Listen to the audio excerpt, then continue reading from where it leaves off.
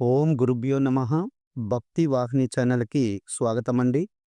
ఈరోజు దినఫలాల్లో వృషభ రాశి వారి దినఫలాలను పరిశీలించినట్టయితే, ఈ వృషభ రాశి వారికి ఈ కల శుభదినం.